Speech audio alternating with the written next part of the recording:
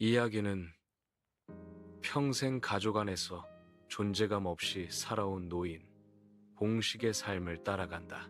봉식은 젊은 시절 가난한 집안의 장남으로 태어나 어린 동생들을 책임져야 했다. 그는 학교를 중도에 그만두고 막노동과 허드렛일을 전전하며 집안의 생계를 책임졌다. 동생들이 학업을 이어갈 수 있도록 자신의 꿈은 자연스럽게 접었다. 시간이 흘러 동생들은 각자 자리를 잡고 가정을 이루었지만 봉식은 늘 가족 모임의 가장자리에서 조용히 밥만 먹는 존재로 남았다. 누구도 그의 젊은 날의 희생을 입에 올리지 않았고 봉식 역시 그 이야기를 꺼내지 않았다. 결혼 후에도 봉식의 삶은 크게 달라지지 않았다. 가족을 위해 일만 하다 보니 말수가 적어졌고 집에서는 늘 뒤로 물러선 사람이 되었다. 아이들이 성장하며 봉식은 더욱 투명한 존재가 되었다. 자식들은 중요한 결정이나 기쁜 소식을 어머니에게 먼저 이야기했고 봉식은 늘 마지막에야 소식을 듣는 사람이었다. 그는 서운함을 느끼면서도 가족에게 짐이 되고 싶지 않다는 생각에 속마음을 감추었다. 그렇게 세월이 흐르며 봉식은 가족 안에서 조용히 사라지는 사람이 되어갔다. 노년이 되자 봉식은 병약해졌고 가족들은 그를 요양시설에 맡기는 것을 자연스럽게 받아들였다.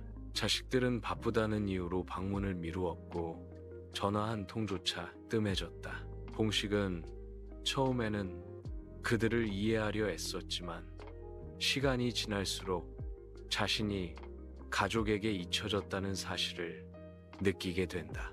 그는 시설에서 하루를 보내며 젊은 시절을 떠올린다. 동생들의 등록금을 마련하기 위해 밤새 일하던 날들, 아이들에게 새 옷을 입히기 위해 자신의 외투를 몇 년씩 입던 기억들이 스쳐 지나간다. 그러나 그 모든 순간은 누구에게도 말해지지 않은 채 봉식의 마음속에만 남아있다. 병세가 악화되면서 봉식은 자신의 마지막을 예감한다.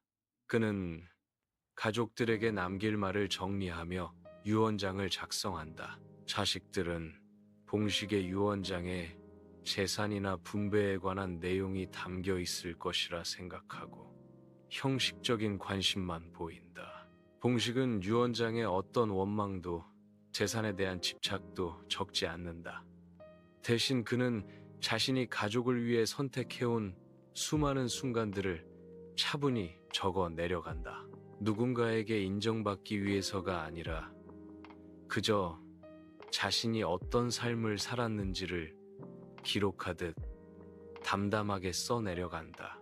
봉식이 세상을 떠난 뒤 가족들은 장례를 치르며 그의 유언장을 공개한다. 자식들은 혹시 모를 재산 이야기를 기대하지만 유언장에는 전혀 다른 내용이 담겨 있다.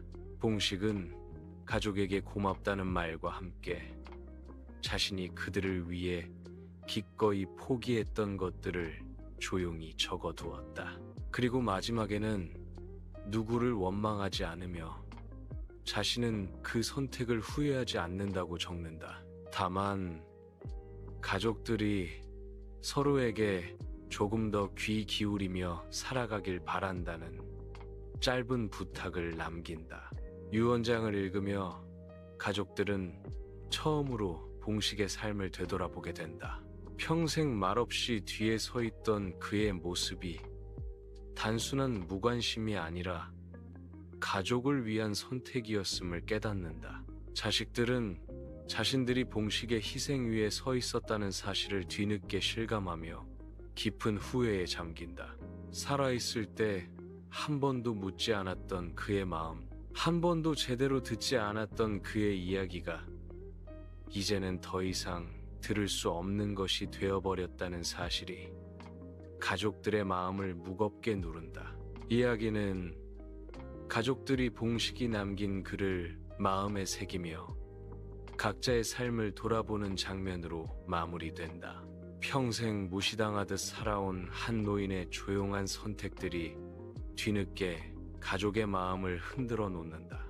그는 끝까지 소리치지 않았지만 그의 마지막 말은 가장 크게 남는다. 사람은 인정받지 못해도 누군가를 위해 살아갈 수 있지만 그 마음을 알아주는 일은 결국 남은 이들의 몫이라는 메시지가 여운처럼 남는다.